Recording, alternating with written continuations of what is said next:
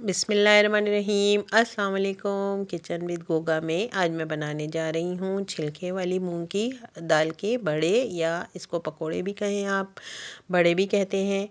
तो ये बनाने के लिए बहुत सारी चीज़ें जो मुझे चाहिए वो मैं आपके साथ शेयर करती चलूँगी। तो ये मैंने लिया है, 1 पाव छिलके वाली मूंग की दाल है।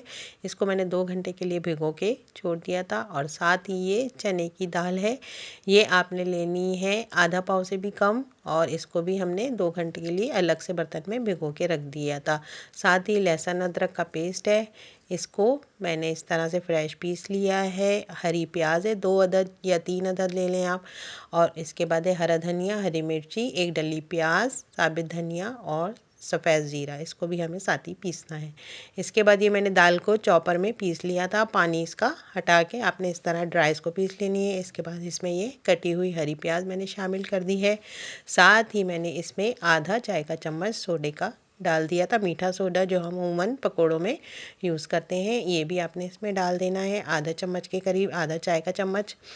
अच्छा, इसके बाद ये सारी चीज़ें हम इसमें डालते चले जाएंगे। तो ये हरा धनिया है कटा हुआ, हरी मिर्चें हैं 3 से 4 अदद, 1 अदद प्याज है इसमें बारीक कटी हुई, आमलेट स्टाइल में जो हम प्याज डालते हैं वो आपने इसमें साथ ही डाल देनी है।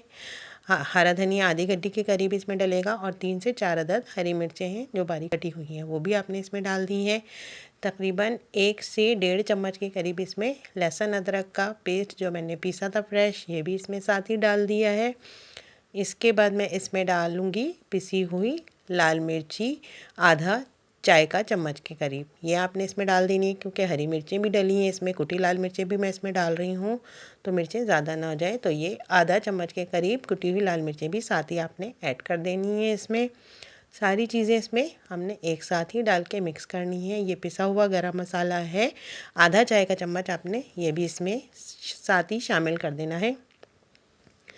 तो ये सारी चीज़ें जब इसमें मिक्स हो जाएंगी, इसके बाद हमने इसमें साथ ही नमक भी डाल देना है, आधा चाय का चम्मच के करीब आपने इसमें नमक डाल देना है। नमक को मैं हमेशा यही कहती हूँ कि आपने नमक कम ही रखना है। इसके बाद जब ये सारी चीज़ें मिक्स हो जाएंगी, आप इसको थोड़ा सा फ्राई करके मतलब ये है कि आप इसको चख सकती हैं, अगर नमक कम लगे तो आप डाल सकती हैं मज़ीद। इसके बाद ये 1 चम्मच मैंने साबित धनिया लिया है और 1 चम्मच ये सफ़ेद ज़ीरा लिया है, इसको भी साथ ही ये मोटा मोटा सा इसमें आपने इस तरह से कूट लेना है, बहुत ज़्यादा बारीक नहीं करना है।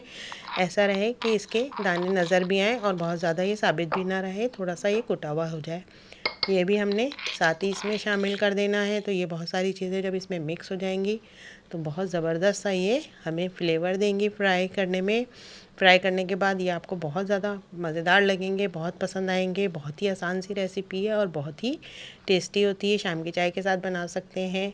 और रमज़ानों की ये ख़ास डिश होती है, रमज़ानों में बहुत ही अच्छे लगते हैं, दस्तरख़्वान की ज़ीनत बनती है।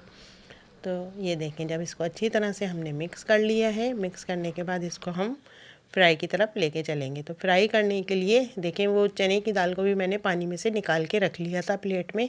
तो इस तरह से आपने कबाब की स्टाइल में इसको बनाना है टिकिया, और इस पर चने की दाल साथ ही लगाती जानी है आपने। इसके बाद इसको हमने तेल को गरम करके, मैंने इसको फुल आँच पे गरम किया, उसके बाद इसकी आँच स्लो कर दी है। स्लो आँच पे आपने इसको फ्राई करना है ताकि ये अंदर से अच्छी तरह से पक जाएँ और ये अंदर से कच्चे ना रहें।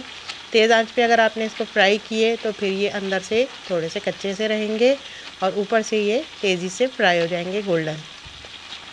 तो आपको लगेगा कि ये बिल्कुल फ्राई हो गए, लेकिन ये अंदर से कच्चे रहेंगे। तो आंच इसकी हमें स्लो ही रखनी है। स्लो आंच पे ये बहुत अच्छे से क्रिस्पी से फ्राई होंगे और बहुत ही टेस्टी से ये बनते हैं बड़े या पकोड़े, जो भी कहें आप इसको। और ये इस पे चने की दाल का टेस्ट भी बहुत अच्छा आता है।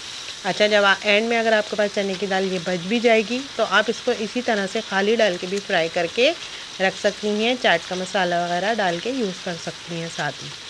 तो ये देखें माशाल्लाह से कितने अच्छे से ये गोल्डन से फ्राई होकर आ गए हैं। साथ ही आपने हरा धनिया, लहसुन और हरी मिर्ची की चटनी बना ली है। तो ये बहुत ज़बरदस्त सी हमारे पास डिश तैयार हो गई है। मुझे उम्मीद है कि आपको मेरी ये रेसिपी पसंद आने वाली है और आपने अपने किचन में इसको ज़रूर ट्राई करना है। मुझे दुआओं में याद रखिएगा। अल्लाह हाफ़िज़।